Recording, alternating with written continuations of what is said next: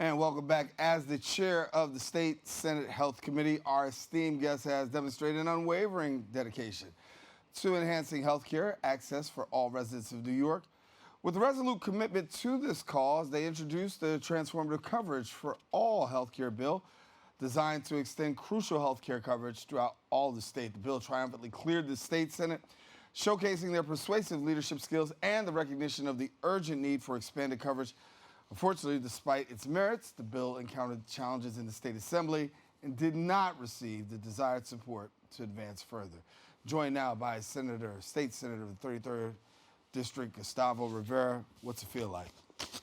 Well, first of all, thank you for having me again. Second, as you said, this is a transformative bill. Is incredibly important, just so that folks understand what we're talking about.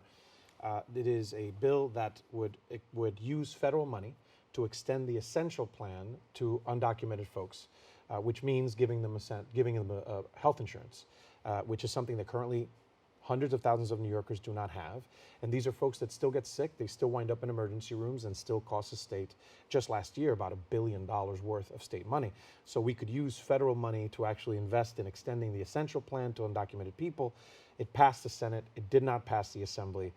It was disappointing and it's a challenge, but I still believe that we can get it done.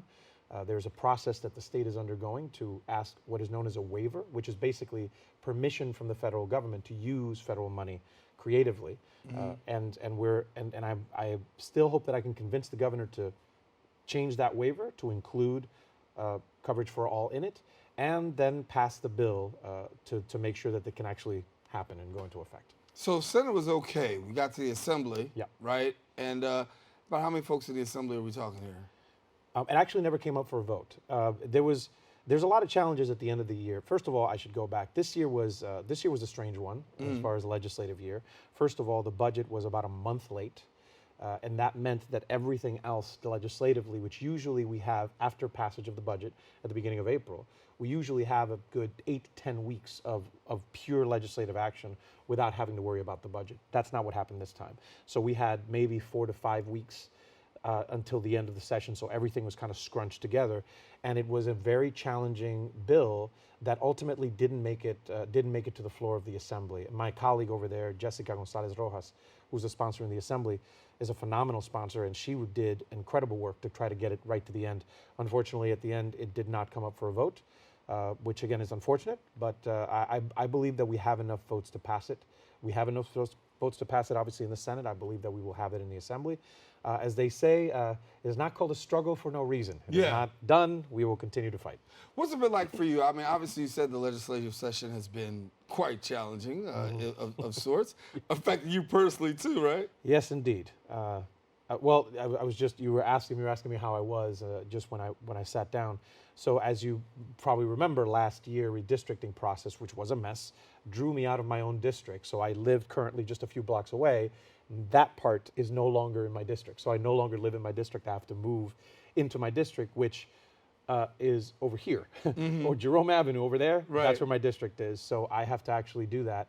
And I'm in the process of moving, which I'm not necessarily looking forward to. So I'm in that process right now. So it's a little, I've been in my same rent stabilized building for 23 years. Wow. And I have to give up that deal. So I am going to move into somewhere in my district because I believe it's important for me to live within my district, and it's a legal requirement as well. But it's so it just reminded me about how much I love this job. Right. Because if it wasn't because of how much I love doing the work that I do, I would stay right in my rent stabilized apartment, which is the deal that you probably know I'm never going to get again. Exactly. and there's so many people who I know. My sister is one. You know, when you're in those apartments. And I don't want to give it up. You don't want to give it up. But I kind of have to.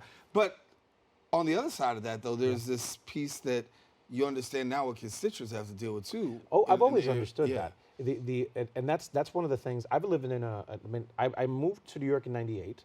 I was living in a dorm for a little bit. Then I bounced around apartments in East Harlem for about a year until 2000 when I moved up here into that building in a rent-stabilized apartment. And I was a student. I moved into a studio apartment in that apartment building that was $600 for a studio back in 2000. Then eventually in 2010, I moved across the hall to a one bedroom when this family when this family left, and I was able to move into that building, into that apartment. And I know that I'm incredibly privileged compared to the bulk of the people that I've represented for my entire time in the Senate. And so I know that rent stabilization, it's why I fight so hard for tenants, and why, for example, as far as the legislative session, another incredibly frustrating bit of it is that we did not get good work on housing done. We were trying to get good housing legislation passed, and ultimately didn't make it past the finish line. That was a very, very frustrating part of it. For yourself, when we look at housing and the challenge of housing right now, a lot of people have concerns. It's almost like you see this new construction going up. You got a lot of New Yorkers saying, I can't pretty much afford where I'm at. How do we combat this housing issue? I think the first and most important part, and we've learned this in my office, I've been there for 13 years, and one of the things that I've learned that is the basic is keep people in their homes. That is first and foremost. If you have someone who has a place to be, make sure that you can keep them there. That means that they're not going to be homeless, right? So you keep people in their homes, which means making sure that we protect rent stabilization so that people can actually afford to live in an apartment. Rent stabilization makes it important, makes it possible for thousands of New Yorkers to be able to stay in their homes. Make sure that we get them legal representation so that when they are in court, they get legal representation. They're not just abused by attorneys representing landlords. So we make sure, that's why we make sure we passed, in the city, we have legal representation. It's a requirement that you be represented if you go before a housing court, and we need to pass that at the state level. So that's number one, keep people in their homes. And then as we encourage the construction of new units, make sure that there are enough of them, that they have deep affordability, and that they have permanent affordability. It's the reason why there was a tax program called 421A, you might have heard about. What it refers to, it was giving tax breaks to developers to put together housing developments that had a percentage of affordable housing units and a percentage market, and they would receive a tax credit for that. And the program, the original one, went away, and many of us, myself included, did not want to see it come back in the same way, because I believe that program did not create enough units, did not create enough units with enough affordability, and did not create permanent affordability. And those three things, I think, are necessary for any program going forward. So keep people in their homes, make sure that we don't have people outside. So whether it's evictions, we need to make sure that we break them, we stop them. And in the case of homeowners, we need to make sure that they stay in their homes too. So make sure that I have more homeowners now in my district than ever before. So we need to make sure that we aid them to make sure that they can keep their homes. And as we construct new buildings, make sure that these units have there's enough of them, deep affordability, and permanent affordability. So here we are, we talk about redistricting. You have the opportunity now to represent a district that you've never represented before. Correct, a chunk of it. Right. So how do you get around to navigating to that new portion and say, hey, I'm your man, here I am. What's that like? Part of it is just putting myself in front of them, like I have for the entire time that I've been in the Senate. So the district I represent right now, about 50% of it, I've represented for the entire time that I was in the Senate. There's, again, right there on Jerome Avenue and east of it, that chunk, including my district office, is still, the core of my district is still there. Belmont, Concourse, Fordham, etc. But then I have Norwood, which I represented briefly back in 2010.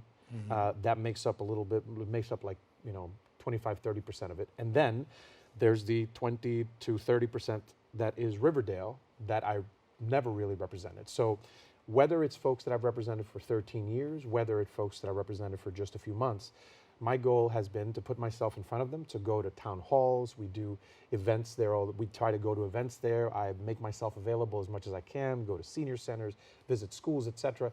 It's just, again, I want people to get to know me, to get to know my office, to get to know the work that we do, and so have them interact with us. So it'll be in a very similar vein, like what I've done for the entire time that I've been in the Senate, make myself available to my constituency and serve them to the best of my ability. Yeah. I want to talk about Supreme Court legislation that's making its way locally, right? The end of affirmative action. We know that potentially a lot of people in black and brown communities will be affected by the Supreme Court's decision. Your thoughts? The current Supreme Court, and we kind of weren't, this is not a surprise. This is exactly what the prior administration wanted. They wanted a court that would be just destroying the things that we've been able to achieve in the last, in the last couple of decades. In the case of just this last week, whether it was the affirmative action. Well, last year, obviously, they got rid of Roe. So obviously the constitutionally protected right to reproductive health care is no longer guaranteed at the federal level. We need to hold the line at the state level. And in the case of just this week, on affirmative action, the notion here is that this sense that people might have that it's as if slavery didn't happen. The reason why affirmative action exists is because you have intergenerational impacts of slavery. And the notion that anyone can say, like these Supreme Court justices, well, that happened so long ago. Why should we be thinking about it? Let's move forward. It's all about equality now. These are things that have had impact for generations upon generations upon generations, whether it's on the ability of where you would live, where you would study, what kind of access you would have to opportunities across the board. That is precisely what this was meant to do. Affirmative action was supposed to help institutions which, if it was up to them, wouldn't allow certain students because they were of, they weren't the right type of students. Right. While they, by the way, you will notice that it did not touch like if your daddy went Right. to that institution, you can still get Nepotism. Right. you could still go in there. I forget the name of it, but it's a term for it that refers to if your daddy went there, then you can go there. Damn.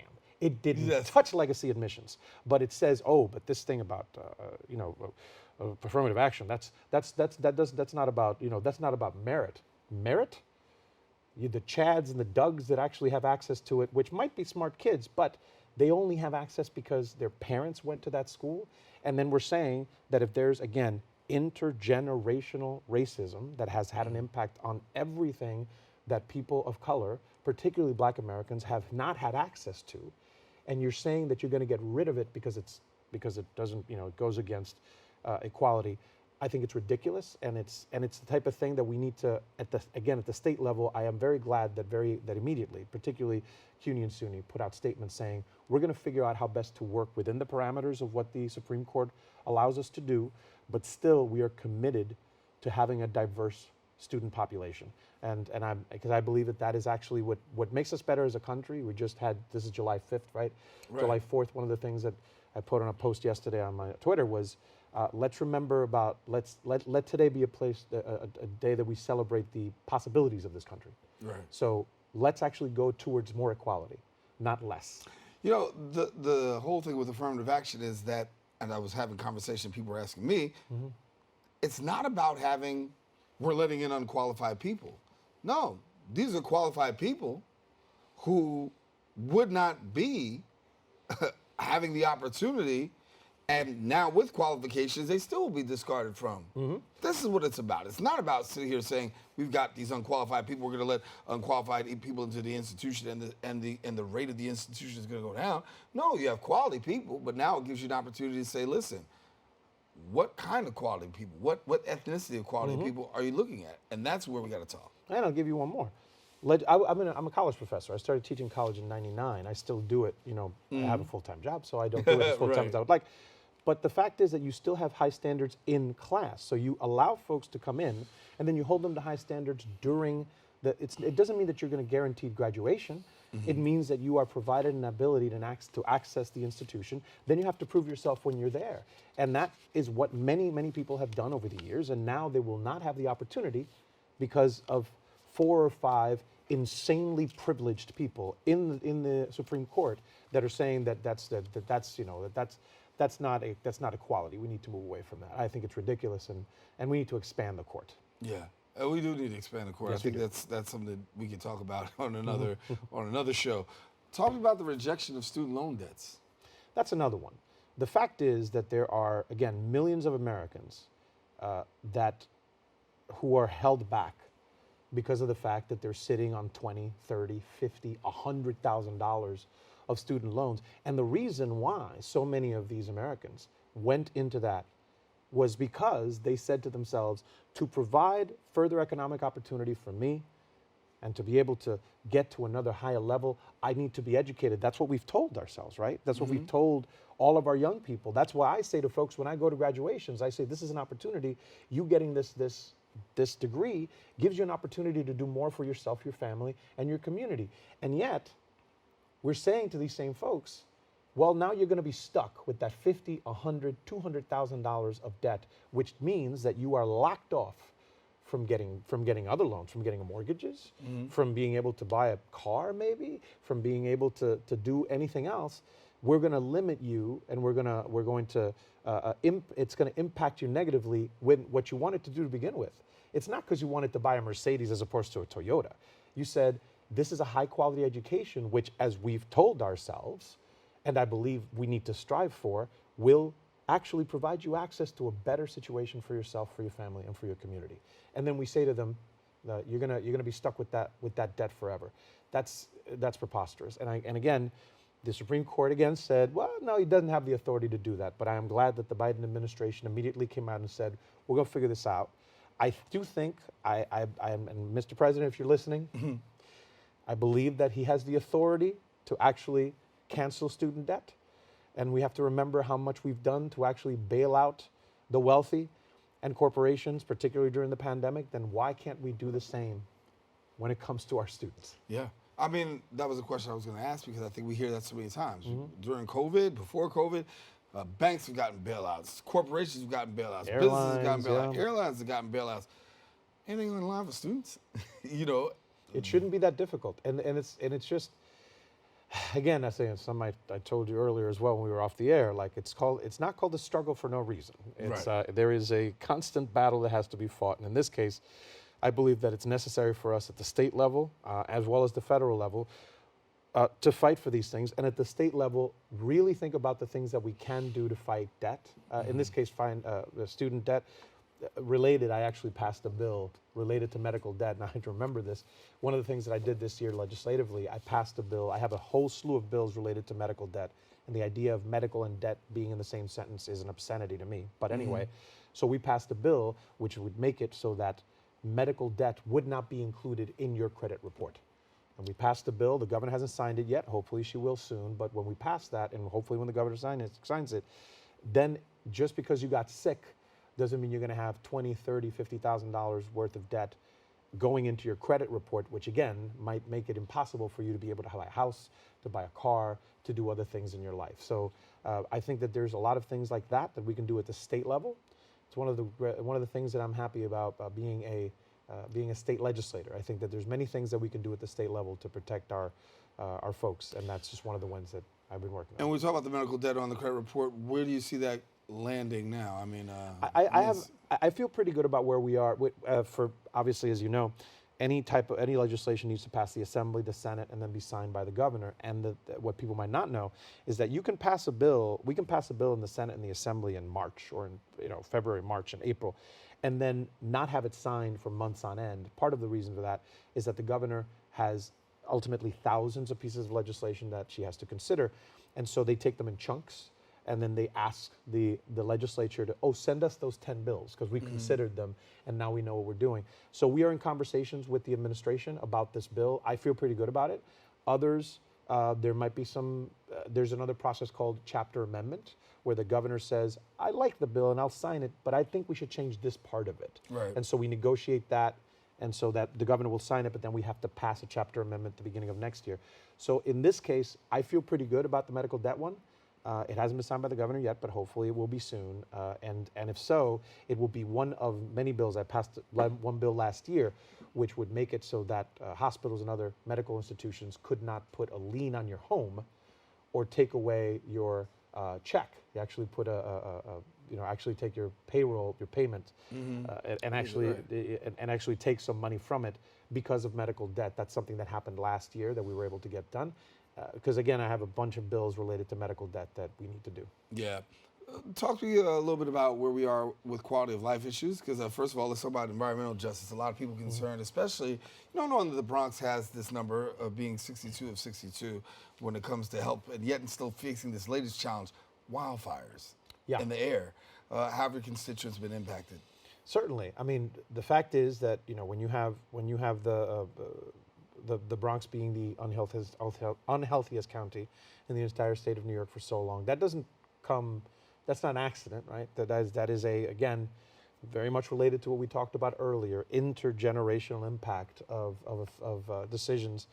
That's not just something that happened a couple years ago, but something that happened generations ago and then keeps happening. All these roads that were built in the South Bronx, like the Cross Bronx Expressway, all these roadways, without really a thought of how it's going to impact communities, then that means that those communities develop asthma at higher rates than other places. And then you have what we had just a couple of weeks ago, this post-apocalyptic orange glow that actually was, have you seen Blade Runner 2049? No. I'm a nerd, so this is a great movie. Okay. But Blade Runner 2049 has a couple of scenes that happen like in a Vegas that's been taken over by this desert winds, and it looks exactly like it did outside in New York City during those days, that orange glow. It was crazy. But then you have that happen, and you have places that have high rates of asthma, so high rates of respiratory ailments, they get struck even worse. So very much like during the pandemic, right? You saw that there's places that are already hurting, and then when you take something that impacts everybody, it obviously doesn't impact everybody the same. The folks that are already on a lower rung are going to be impacted even worse. So I do think that that's one of the reasons why, for example, when we're talking about earlier the expansion of coverage for all, the notion that you would be expanding the essential plan to undocumented people, many of whom are New Yorkers, are Bronxites. They're undocumented folks, but they still work every day. They do everything that they need to do, and they get sick, and they wind up in hospitals, and then we pay for it. How about we get some federal money to be able to pay for that? Or the bigger bill that I'm going to pass before I retire, brother, New York Health Act, which is getting reintroduced pretty soon, which would guarantee health care to every single New Yorker, creating a single payer system in the state of New York. Why? Because I believe that access to health care is absolutely a right, and that we should build a system that actually gets to it. But yes, these types of things impact places that are poorer, that are already in dire straits, and then when these types of things happen, it impacts those communities worse. Yeah. What should we be keeping our eyes out for you from your district and the work that you got coming up as we get to? Well, what I would tell it is that I am, even though I'm not a fan of the summer, even though I was born and raised in Puerto Rico, this heat is not a friend of mine. But now that I'm not in Albany and that it is not cold outside, that means that there's going to be a lot of things happening in the community that I'm going to be visiting all over my district. I would encourage folks to call my office. I'm sure that the number has appeared at some point, 718-933-2034. Our offices are 187th in the concourse, so people should visit. That's kind of central because my district is, goes all the way to the Yonkers line, but goes all the way to Van Nest and Morris Park. So it has, and I have, Pelham Parkway and everything. So people should visit my office. People should call my office. And also, as I said earlier, kind of a little spoiler, very soon there will be a reintroduction of the New York Health Act, and we believe that there's good momentum going into next year on that bill. Sounds good to see you, brother. It's great to see you, my man. Hey, thank you for the enjoy. invitation. Hey, I'm glad to have you. All right. Well, listen, take a quick break. We'll be back with more after this.